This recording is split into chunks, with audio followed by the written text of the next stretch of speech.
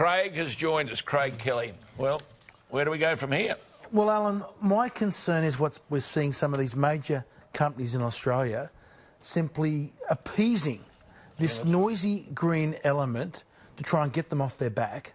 And they're doing serious harm to the Australian economy, not so much today, but in the years down the track. The idea that we would give up on thermal coal by 2035 is absurd. Now, no one has a crystal ball to know what the situation will be like in 2035, but the International Energy Agency are the very best judge of this. Now, they put a report out early last week that says by 2035, their estimates are, their forecasts are, on the announced policies, which a lot of countries cutting back, will be exporting more thermal coal in 2035 than we will today.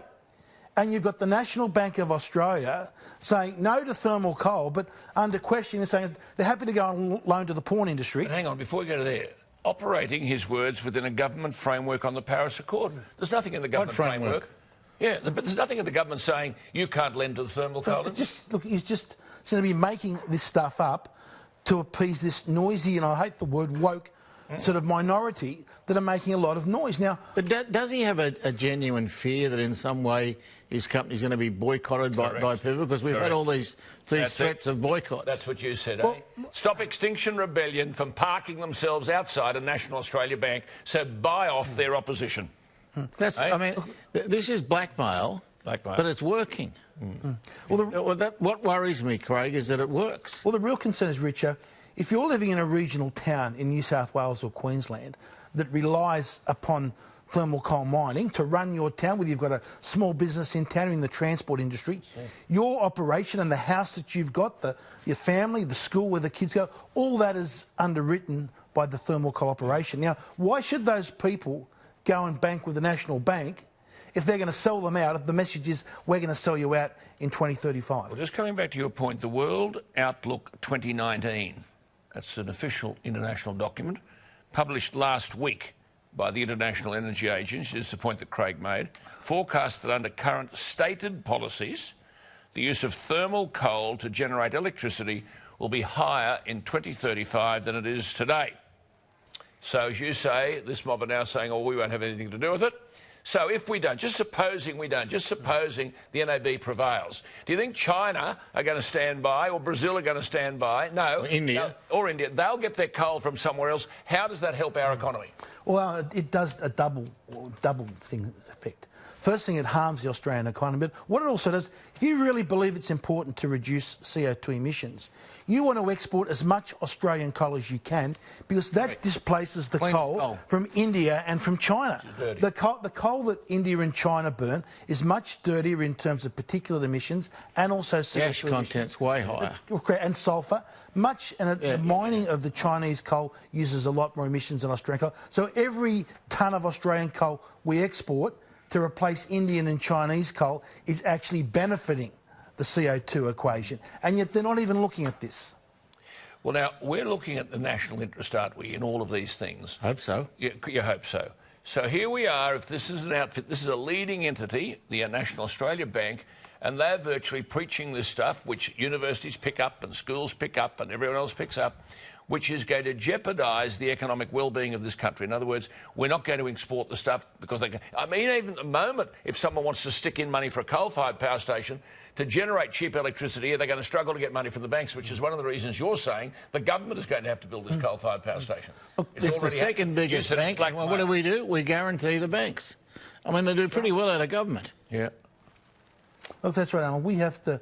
Now, these banks and these other large companies have really got to take a look at themselves. If they're just going to sit back and appease this noisy minority, and remember, the people that are doing this all on the company boards now, by 2035, they'll all be gone. They'll all be superannuated and retired, living off the earnings of the company from years before. They'll be gone, and there'll be other people in there to implement these decisions. Now, we've got to make sure that as Australian companies are putting policies forward that benefit the Australian nation. Let me just say something here. This is very, very, very serious stuff. Now, Terry McCrann, who Graham knows, I know, he's one of the most formidable economic commentators in this country for many years. He wrote 2 days ago, last week's bushfires haven't only figuratively fried brains right around the country, and especially in the Melbourne, Sydney, Canberra triangle, they've also arguably singed the media's Your Right to Know campaign.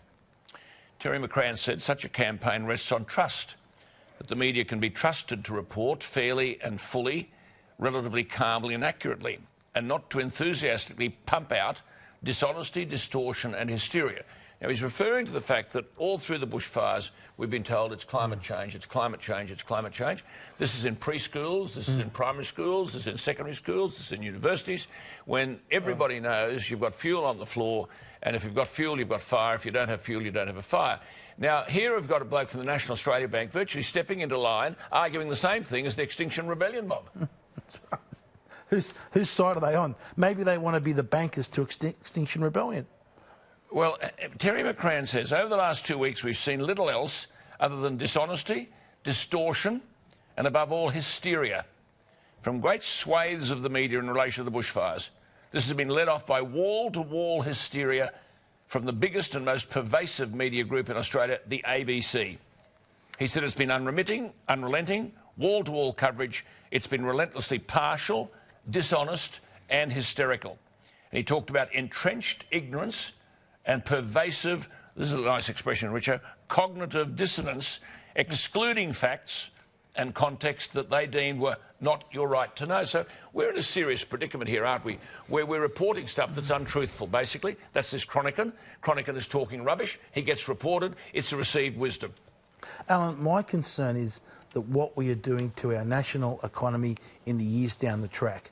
You know, the policies that we see these young kids marching in the streets calling for are actually going to cause a lot of hardship, they're going to cause a lot of harm, and they're going to make sure these kids don't have the opportunities that our generation has. That's right. It's the mining industry that with its export income of over $60 billion, it's building schools and hospitals and roads and all the rest of it and providing scholarships. But you mentioned about Glenn Innes. What's Greta Thunberg producing for us? Absolutely. Huh? How many schools is she going to build you? Absolutely. I mean, I think there's got to be a serious review of all of this. When we get awfully carried away with this stuff, and there's something, I suppose, romantic and Joan of Arc about a young woman, being out there as the warrior. But if they're talking crap, what's it matter? Absolutely. Well, my own view is I think we need a royal commission into all of this and let some of these people stand in the witness box under oath and argue the sort of stuff they're arguing publicly. For example, you've got the mayors of Glen Innes and Lismore. Glen Innes and Lismore.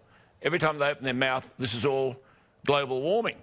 Now, there's data from the Bureau of Meteorology, and you've checked this, I've checked this, saying they're making it up. The Bureau of Meteorology figures from Glen Innes, the year with the highest mean maximum temperature was 1940 in Glen Innes. The hottest October was 1907. The hottest summer months was December 1953. So what's this bloke doing? Well, I mean, climate change, global warming.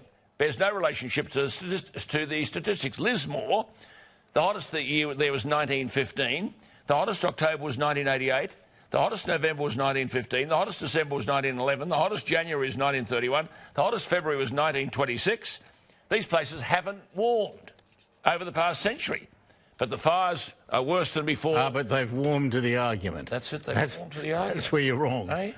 They've warmed to the argument. Alan, why this is important is because the policy response that we have. Now, if we think the problem is more undergrowth, do we look at investing in more water bombers? Do we have more clearing? Do we have more? We remove some of the prohibitions on taking wood out of national parks. Is that the policy response? If we go down this track of hysteria and not looking at the evidence, what we end up saying the policy response is to buy more solar panels from China.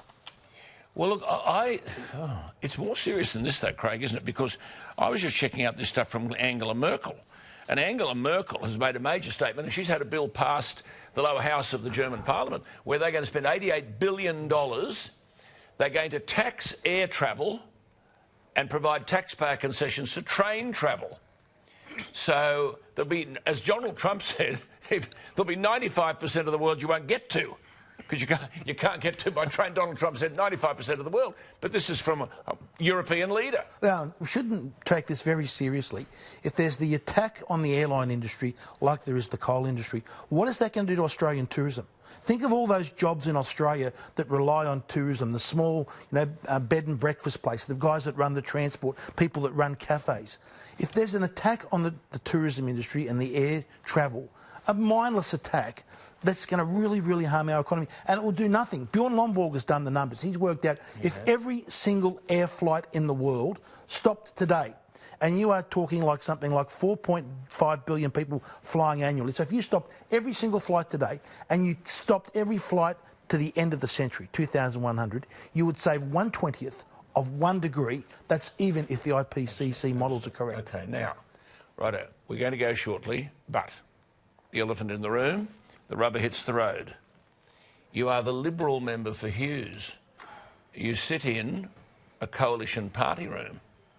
You've argued the case unarguably here tonight, but if you ask people to put their hands up in the coalition party room, they wouldn't agree with you. Well, Alan, we've got to continue to argue what we believe in and what is in our nation's national interests. But there are people sitting in that party room who do agree with you and don't have the courage to say it. Don't have the courage to say it. That's the problem. Look, you do. But I've spoken to some of your colleagues.